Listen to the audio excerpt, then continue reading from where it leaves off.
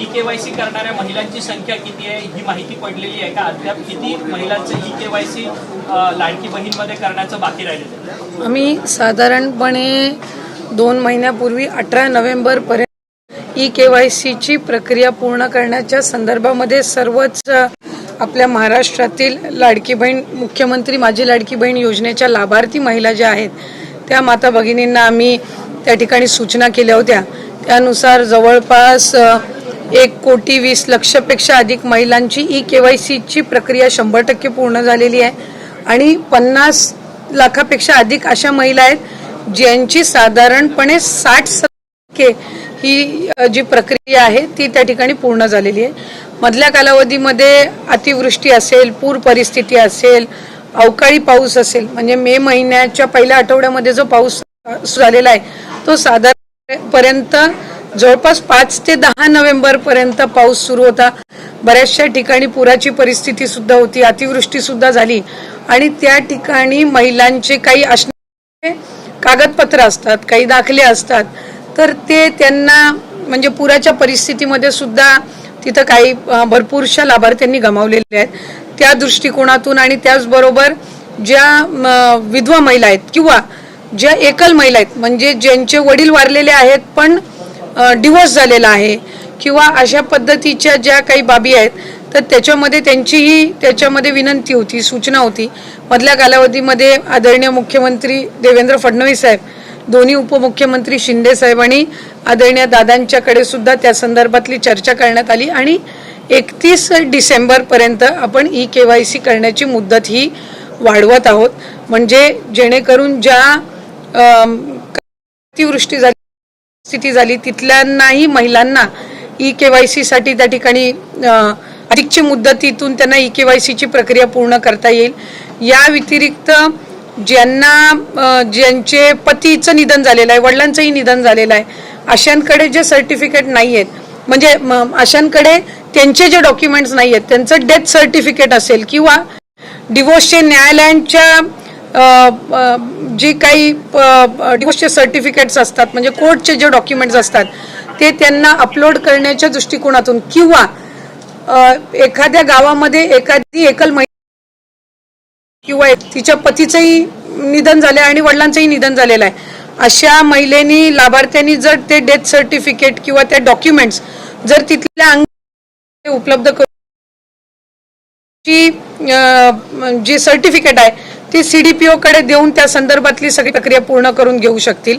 आम्ही आजच त्या संदर्भातला शासन निर्णय सुद्धा निर्गमित करत आहोत।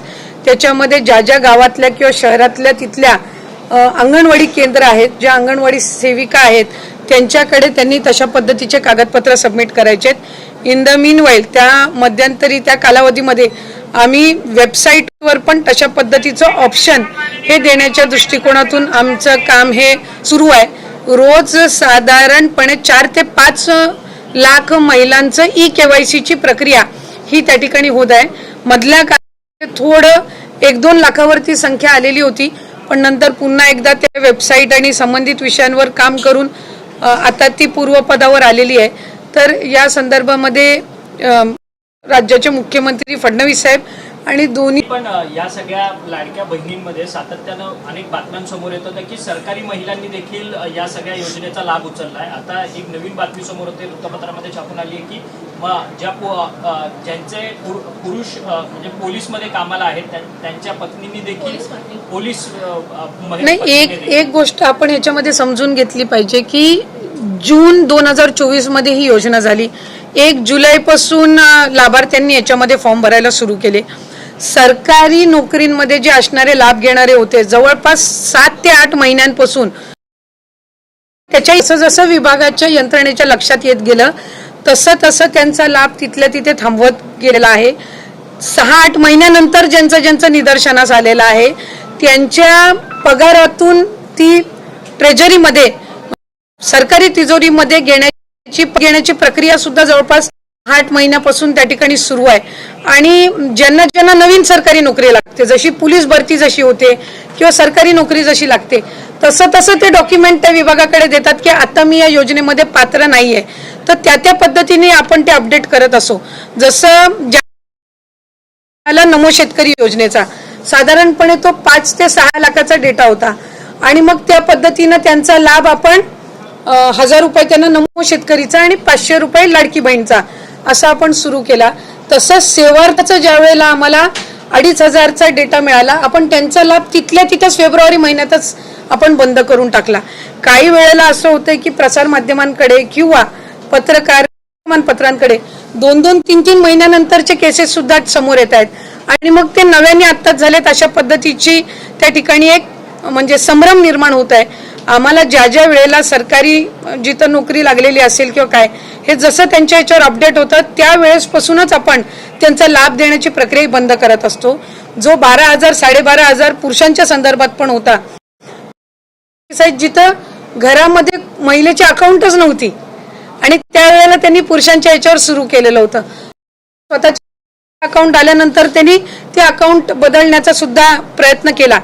आता त्या याच्यामध्ये ही ई-KYC ची प्रक्रिया ही अतिशय उपयुक्त ठरणार आहे की याच्यामधनं लाभार्थी जे जेन्युइन आहेत ते 31 डिसेंबर पर्यंत एकदा ई-KYC झालं की मग याच्यामध्ये अशा पद्धतीच्या कुठल्याही घटना ज्या 6-8 महिन्यापूर्वी झाल्या त्या होणार नाहीत.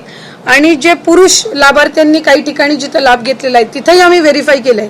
ज्या ज्या वेळेला लक्षात आलं त्यावेळेला त्याच वेळेला तिथं त्यांचा लाभ वितरणाची प्रक्रिया ही थांबवण्यात आलेली आहे आणि ज्यांची नाही तर त्यांना दंड आकारण्याच्या संदर्भातली सुद्धा किंवा त्यांच्याकडनं ती जी रक्कम आहे ती पुन्हा एकदा वसूल करण्याच्या संदर्भामध्ये सुद्धा जो प्रस्ताव आहे तो विभागाच्या वतीने शासनापर्यंत जाणार आहे. पण ही ज्या सरकारी कर्मचाऱ्यांच्या कुटुंबाकडनं हा लाभ घेण्यात आलेला आहे ही रक्कम काही जमा झाली का किंवा त्याचा काही अंदाजित आकडा आहे का? अंदाजित म्हणजे साधारणपणे मी आपल्याला म्हटल्याप्रमाणे सुरुवातीच्या कालावधीमध्ये आम्हाला सेवार्थीचा आलेला सेवार्थी खरं तर 8,000 पेक्षा जास्ती आहेत, पण आम्हाला तो डेटा जसा उपलब्ध झाला 2-2.5 हजारचा आम्ही तिथल्या तिथे ती प्रक्रिया त्यांना वितरित करण्याची थांबवली. साधारणपणे फेब्रुवारी महिन्यातली घटना आहे.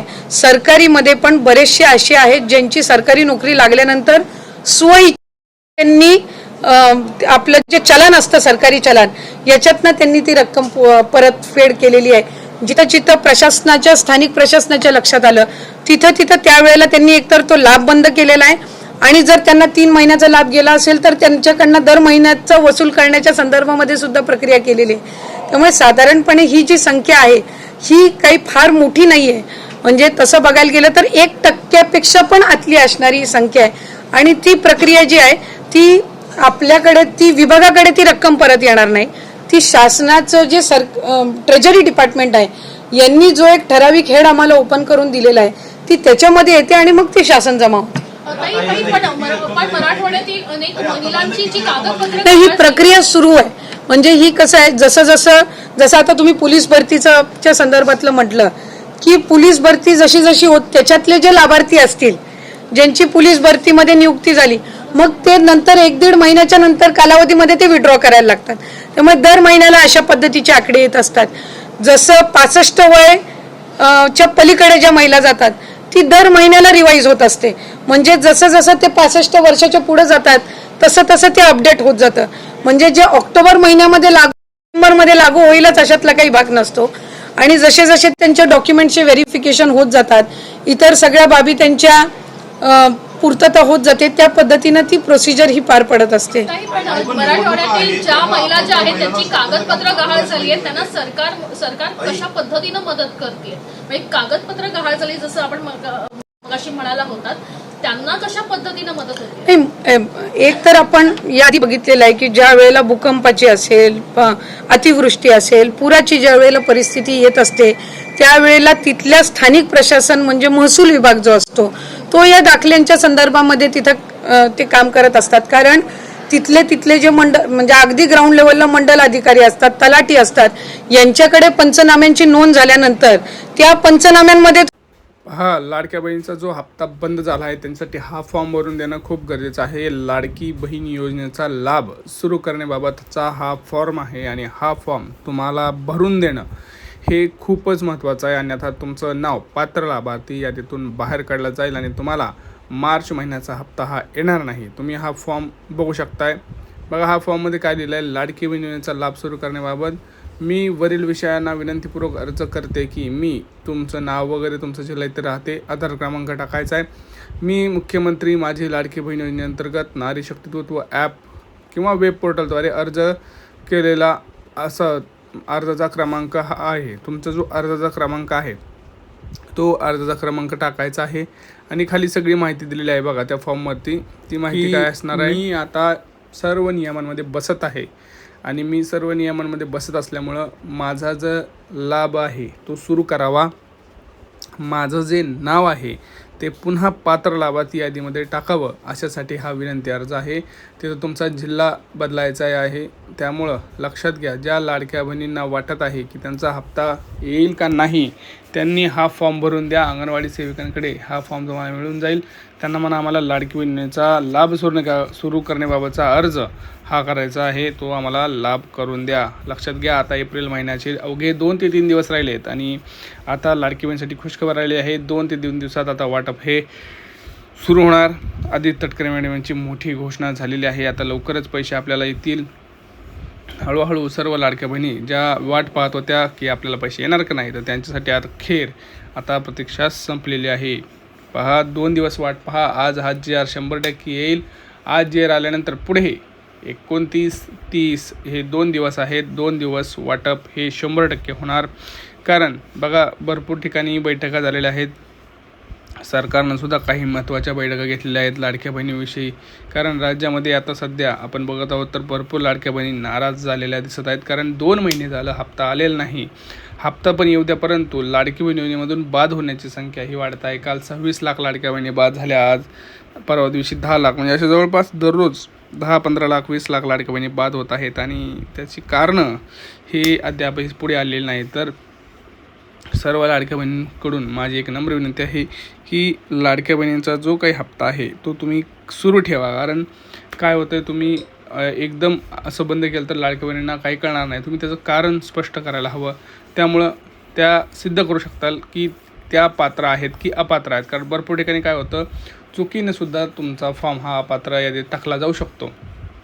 किंवा एखाद्या लाडक्या बहिणीने KYC केली नाही, तिच्या लक्षात नाही, तर तीसुद्धा तिथं तशी अपात्र लाभार्थी यादीमध्ये जाऊ शकतात. त्यामुळं सरकारकडे एक नम्र विनंती आहे, तुम्ही त्यांना असं काही ऑप्शन अवेलेबल करून द्या. जर त्या ह्या महिन्यात अपात्र असतील तर त्यांना कळेल, मेसेज येईल की तुम्ही आता लाडकी बहीण योजनेसाठी अपात्र राहील. तसं तुम्हाला 1500चा मेसेज येतो आहे, तसाच एक मेसेज लिहा की तुम्ही अपात्र झालेला आता आहात आणि तुमचं हे मुख्य कारण आहे.